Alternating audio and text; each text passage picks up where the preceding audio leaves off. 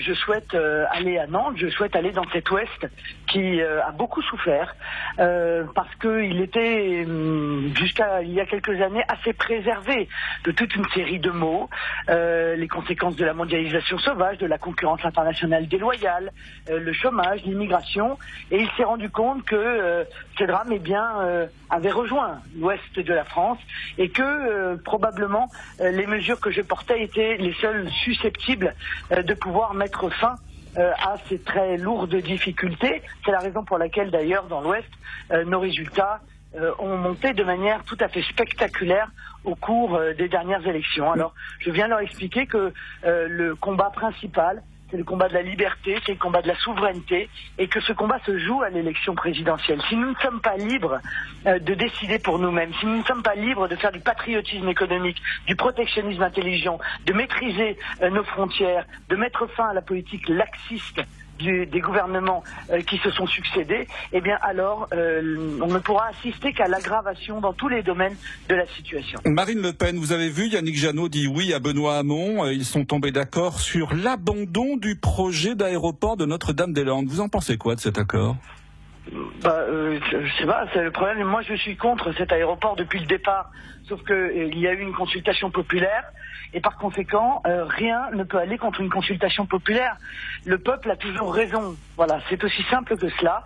Et par conséquent, même si moi je suis opposé à cet aéroport, à partir du moment où les Français ont voté, je n'accepterai pas qu'il se passe la même chose que ce qui s'est passé lors du référendum de 2005 sur la Constitution européenne, où les Français ont dit non et où les dirigeants politiques main dans la main se sont alliés pour dire oui à sa place. Je crois qu'il y a eu de nombreuses critiques en indiquant que en réalité on avait assisté là à une forme de caprice de Monsieur Ayrault et que cette décision était tombée du haut de l'État. Bon.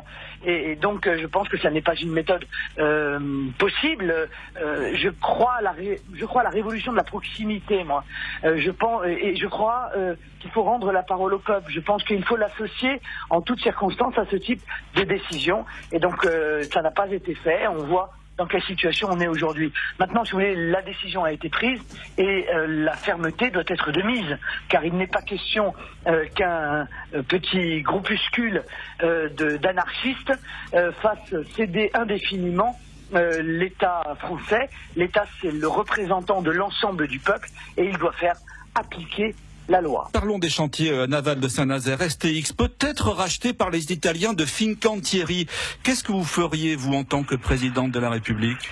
Moi, je sauverais les chantiers de Saint-Nazaire, voilà, parce que je pense que ça, c'est véritablement un des axes de l'État stratège. L'État stratège ne peut pas laisser nos grandes infrastructures, nos grandes industries être pillées par des investisseurs étrangers qui, d'ailleurs, objectivement, font l'objet de soupçons qui sont relativement lourds. Donc, l'État a son rôle à jouer. Encore une fois, l'État est l'expression du peuple et surtout il est l'expression de la défense des intérêts du peuple. Sauver les chantiers, d'accord, mais comment concrètement ? Qu'est-ce que vous faites ? Mais en prenant une participation de l'État. Où est le problème ? Où est le problème ? Elle existe déjà, cette participation. Non mais d'accord, il faut la renforcer, il n'y a aucune difficulté là-dessus.